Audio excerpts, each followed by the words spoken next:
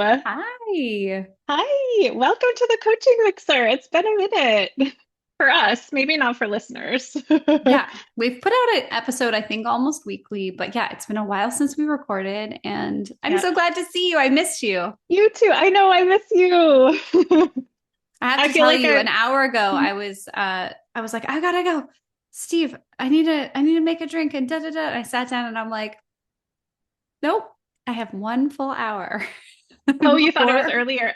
I guess we are meeting a little later than we normally meet. Yeah, but I thought about it. I'm like, am I gonna drink this drink now or save it? And I saved it so that I could be Oh, coherent okay. enough. We could do one experimental recording where we start our cocktails an hour before and then drink a second cocktail. That Yeah, would be I madness. bet it would be interesting. What are you drinking today? We called it the Fairy Godmother. Ooh, It is whiskey with amaretto, a cherry, and lime. And by that say sounds we, I delicious. mean Steve, of course, made it. The My royal we. yes, lovely Inspired by Steve. you. Lovely Steve. I just executive chef the kitchen and he It's bartends. What are an you important role. drinking? Mine is very like simplest I could possibly do. It's whiskey and some tangerine or oh what's it called? Sumo oranges. Ooh, Oranges. There's like sumo orange juice, which is what? the most magical orange juice I've ever had in my life. It's like so tart, so sweet, so fresh tasting. Yeah. Well, Apparently sumo oranges are like a big thing. And cheers. then I've I thought never that had one. was, yeah, they're delicious if you get the chance to try. I also thought it was too boring, so I was like, I'm gonna pour some dried rosemary on top. So I did that. I don't know if it was a good idea or not. Well, I want to see how it tastes. I want to see your reaction. I think good idea. Yeah. I might have a little bit stuck in my teeth, but it's good. Yeah. It sounds like very like a breakfast cocktail. This is like a Yes. brunch. Yeah. It's like mimosa, but with whiskey instead. But Love it. tasty. I love Tasty. it. Cheers. Yes. Cheers. Yeah, that's good. Yum. All right. Yum. We haven't talked for such a long time. I I want to know. know what has been on your mind, what's going on. Tell me where you want to start today. So something that has been on my mind because I went through a period, we were just talking where I went through a period where I feel like relatively I was doing very little. And I had kind of like intentionally scaled back a lot on my business and my life. And now I'm in a moment where the exact opposite is true, where I'm doing a lot. And I'm thinking a lot about like kind of how to create your own pace in your coaching business. And I Mm, think that's something you do from the outside. It looks like you do it particularly well, like by which I mean very intentionally. And also from the outside, it looks like you do a lot, but at like a sustainable seeming pace. And that's not something I observe in a lot of coaching businesses. I observe a lot of extremes. And I would like to talk about like how do you feel like that is something you have done or created well? And like, can we talk about how? yeah, yeah. I appreciate you saying that because it's not just for marketing that it looks like that. It's, Mhm. I try to portray the actual truth of what my business and life looks like, but I can appreciate it because gosh, I remember getting ready to go on a vacation when my kids were really young and we were going to like Hawaii for a month. And I just remember feeling so panicked about I was working on a book and my business had just kind of really started to pick up. And I was really freaked out about, first of all, not working for a big chunk of time, but also like thinking about it because I think sometimes people don't understand that when you're an entrepreneur, it's not just like you're pouring your heart and your soul and your vision and all of the stuff into what you do, but it's also like on your mind. It's like Mm-hmm. it's like early stage dating someone where you're like, not with you right now, but I'm thinking about you and I'm wondering what you're doing and I'm wondering if you're thinking about me. There's almost like a bit of like a panic that I noticed within myself. And I know that I've struggled with overworking and all of the things.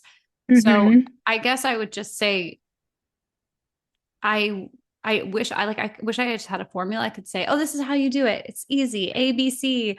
This is how it goes. Yeah. But like it actually took me a number of years and a lot of trial and error to figure out what that cadence was for me. Mm-hmm. And sometimes to be willing to just like do some really like painful stuff. Like I sometimes work with I live in Eastern Standard Time. And for a while I had West Coast clients. And that would mean that I would be getting on to coaching calls at 7 or 8 o'clock at night.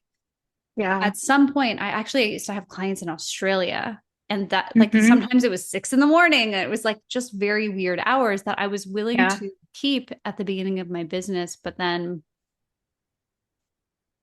it wasn't like, it was just really being honest with myself about what is sustainable and what isn't. And Mm-hmm. then doing the hardest thing, which is like sometimes saying no to amazing fit clients with a really great, like it's going to be a great relationship and the revenue is amazing, but knowing that if they can only meet at like 5 a.m. on a Friday morning, I'm probably not going to be able to give them my best. Yeah. And that's not going to be sustainable. Might be able to do it for a Yeah. 6 month program. But if that person wants to renew, I don't want to ever feel like, oh, I hope they don't sign up again. That's a bad place to Yeah. be, right? Yeah. So, I mean, when you say you kind of have gone into a place that maybe feels it's just a different pace than where you were at, Mm-hmm. are there things that like are there moments where you're like, this is probably not what I would like to do for the long term? Like this is okay for this season, but like, do you have you or have those kind of I hate the like red flag, but like, are there red Yes. flags? Okay. 100%. Yes. I mean, I think this is definitely a pace at which it's like it feels to me like a sprint, and that doesn't feel sustainable. I think at the same time, I think there is a place for sprints Mm-hmm. in a person's life. And so like it does like it's interesting. It feels kind of good in some ways to be sprinting, Mm-hmm. but I'm also like navigating, okay, how long do I give this sprint? Is there a cost to it that I'm like not seeing and not aware of? And like at what point will it be time for me to slow down?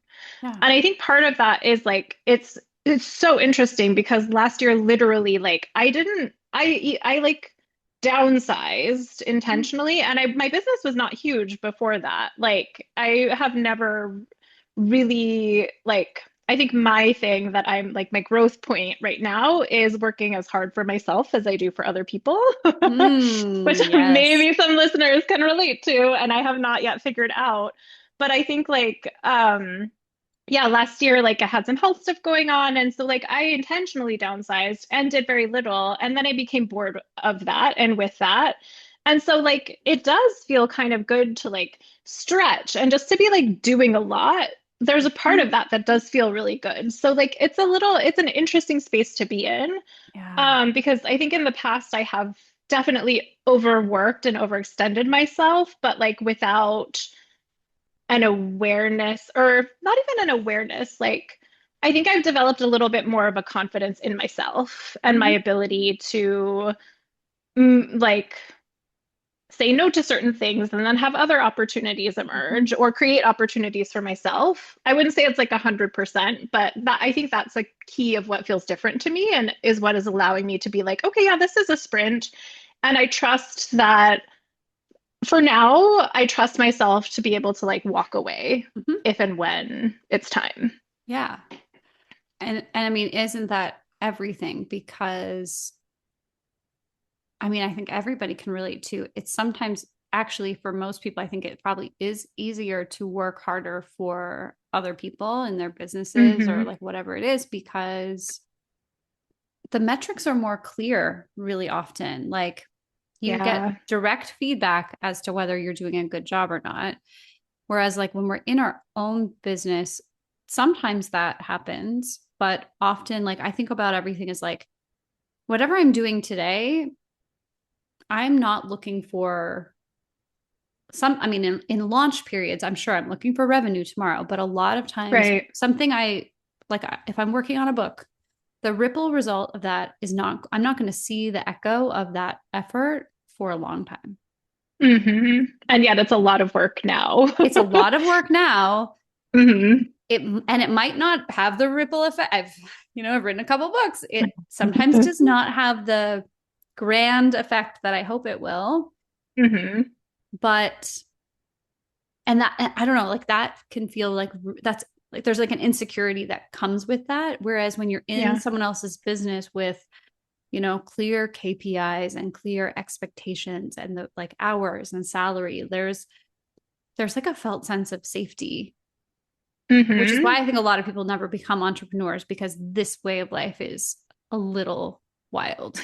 It's a little wild, yes. And also I think what you said at the beginning was of this like couple moments ago was really powerful that like I think there is a lot of structure that you inherit with working with or for other people Mm-hmm. Mm-hmm. that just like most people don't build for Yeah. themselves or like even like either lack the skill set to build or the awareness to build or like it's not even on their radar necessarily. Mm-hmm.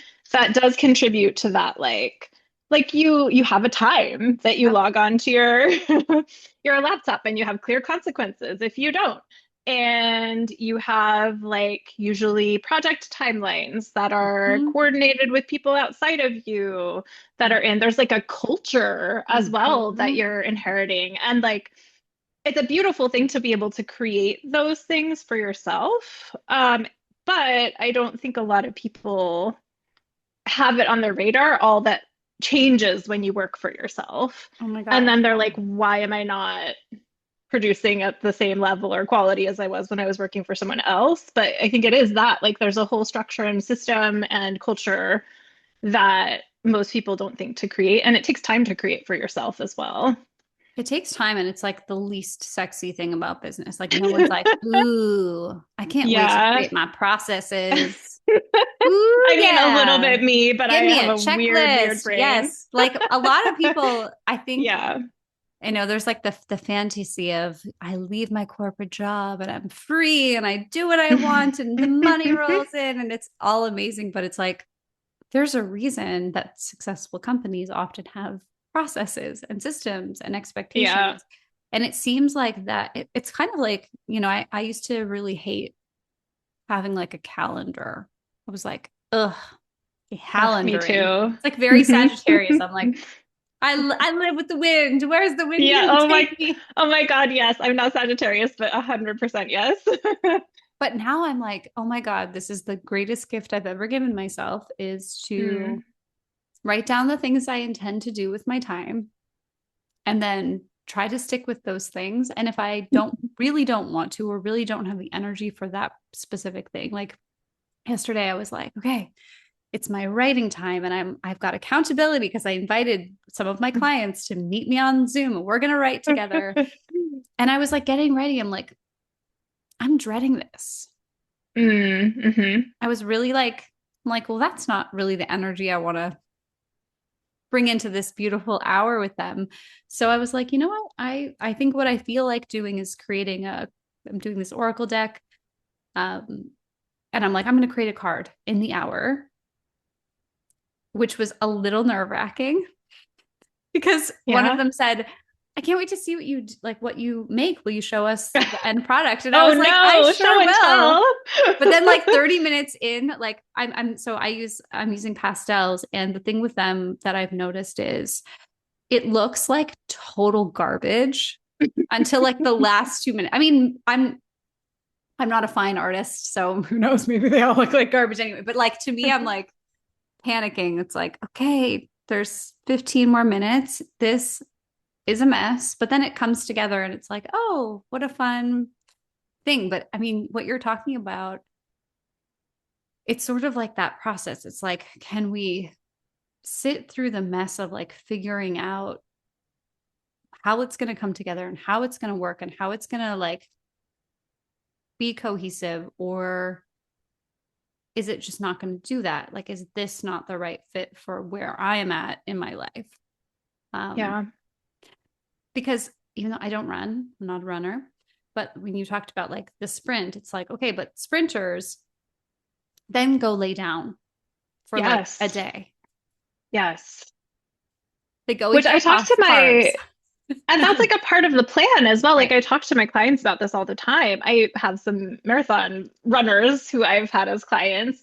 And like you don't, when you're training for a marathon, you don't train the same way every day. You Mm-mm. don't Mm-hmm. work equally every day. Your body needs fluctuation. And like you can't sprint, even like when you're running the marathon, you can't sprint the whole time, but also like in the training process. And you, there Yeah. are ways like you have to take care of yourself, which that is something I'm like a little proud of myself for Good. doing is really focusing on the question of how can I take care of myself during this sprint. There are always ways for improvement, but I've like given myself a lot of grace. Um, but yeah, that said, I am fascinated by the like I'm like I want to pick your brain. Like, Yeah. how do you decide like what to work on? Because it seems like you have developed the skill of like allowing this maybe the Sagittarius part of you to like dream and roam a little bit. Like Mhm. you seem to be like playful Yeah. with your business, yet Yeah. it's also like kind of ground, like you're not just going at the whims of. I feel like if you were just like following wherever the wind blew, your business would look very different. And like maybe you would be taking on too much or something. You seem to be like have a good balance there. Yeah, because I definitely spent a number of years just doing that. Like, I'm like, I'm glad it doesn't look like I'm doing that anymore because I I'm, tried to do that and then I just ended up like doing absolutely nothing for a while. yeah. And I mean, I think my kind of commitment to myself is I'm allowed to follow any inspiring idea that I have, but I have to be willing to commit to it for a year. So if I Hmm. want to try a new program, I did a membership a couple of years ago where I was like, I just need a canvas to like do the creative things because I knew I was going to be waiting for our last book to be published for a billion years because that's how book publishing goes. You're just like, I'm finished. And they're like, it's coming out in July. You're like, You're oh still gonna have to pretend you God. love it for a long time Yeah. And because it's like, gonna I'm require already like something. three more book ideas have already come. And Yeah. so I gave myself this canvas of like, I'm going to do this membership. I'm going to teach yoga classes and meditation, and I'm going to do like magical things and tarot Hmm. cards and all of the Hmm. stuff. And I was like, people can join it for the time that it exists. And I don't know how long that will be. Um, and then when it's done, I'll have this library that maybe I'll do something with, maybe it'll inspire a book. And I did that for a full year. And then at the end of that year, I was like, I have other creative things that are more aligned with my business that I want to spend time on. So I'm going to kind of transition from this. Now I have this amazing library for my Hmm. VIP clients. If they are into the magical stuff, Yeah. I'm just like, here's a bonus of like 50 classes that I've taught. You can do yoga with me every day of the week. And Oh, wow. so it's like, it's just a fun little resource. But in that place, it allowed me to test out ideas, think about like where I wanted my business to go. And like for a while, I was like, am I going to move in kind of the more magical spiritual direction? But I'm like, no, I actually, that's always available for people.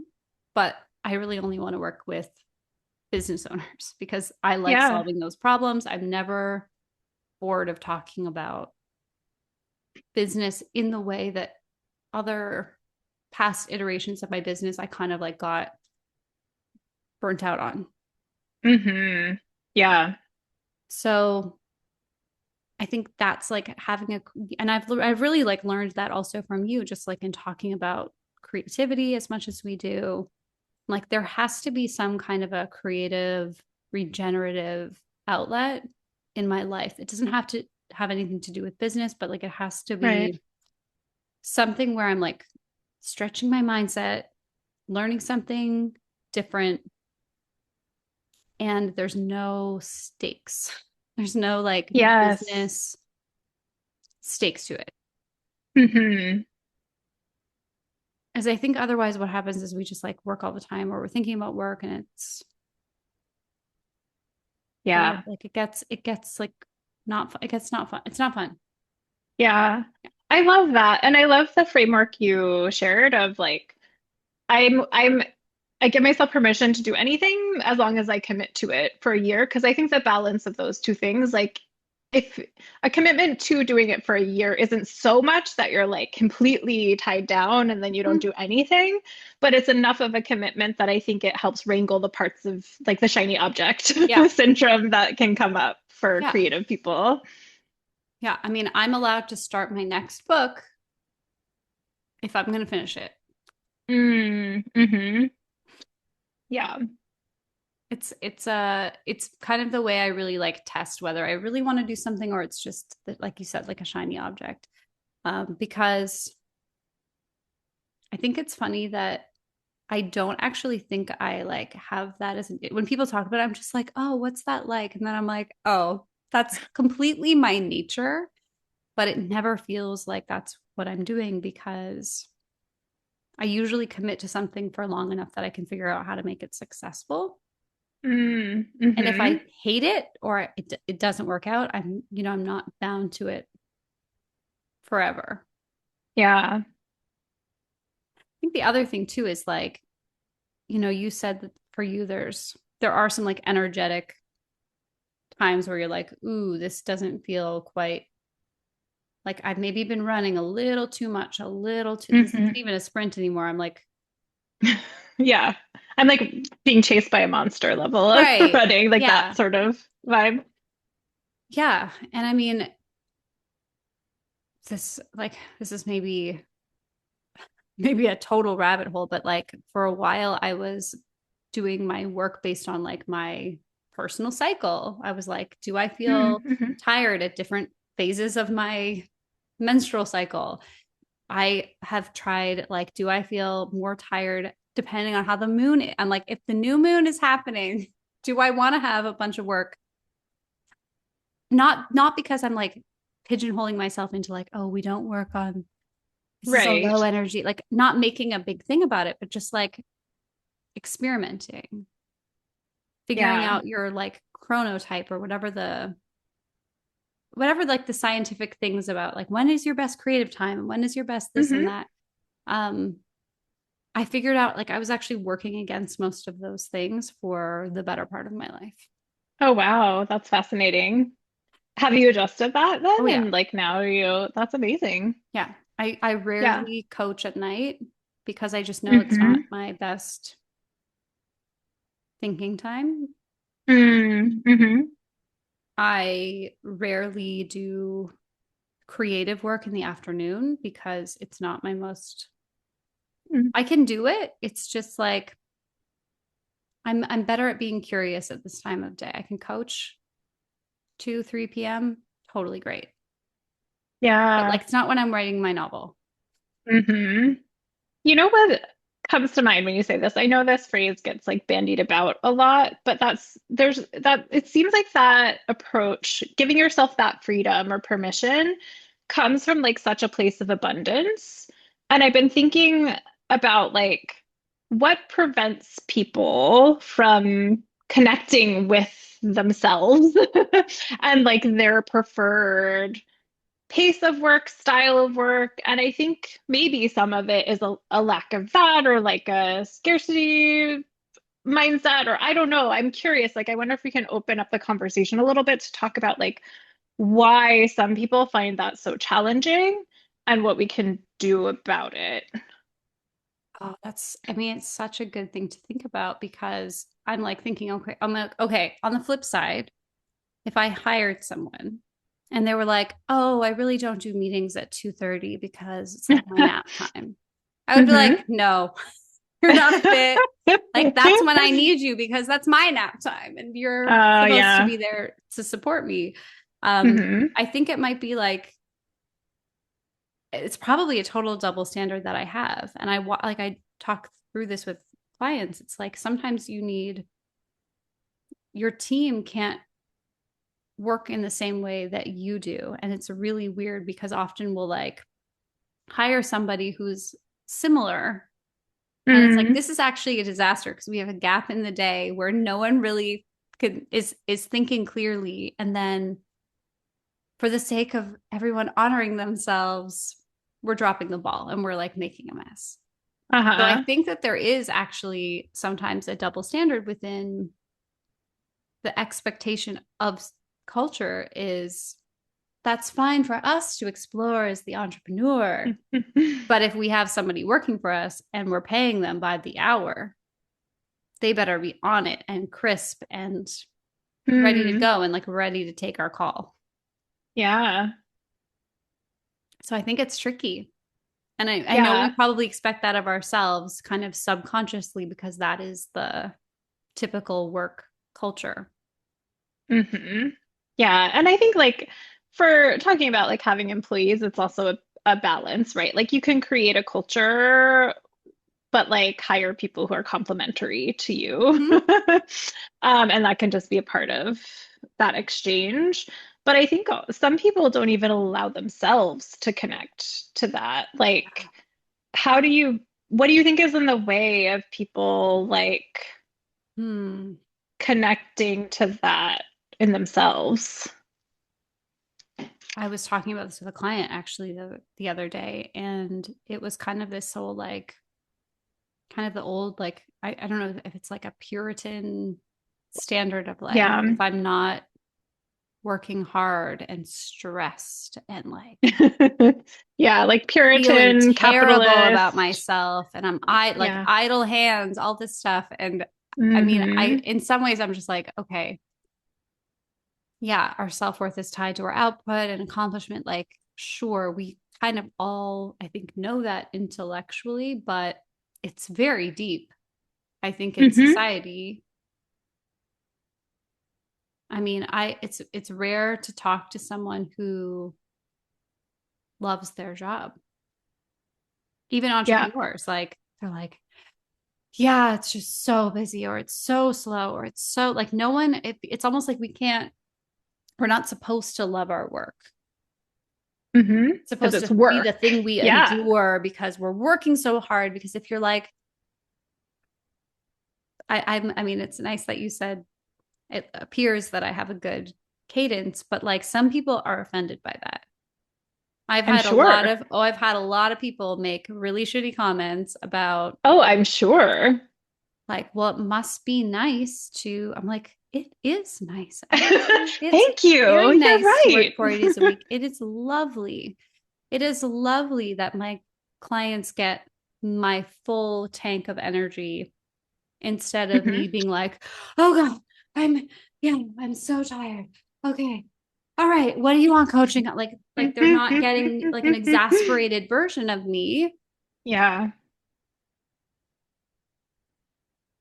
I also think that maybe I mean, this is something I have, I still grapple with is like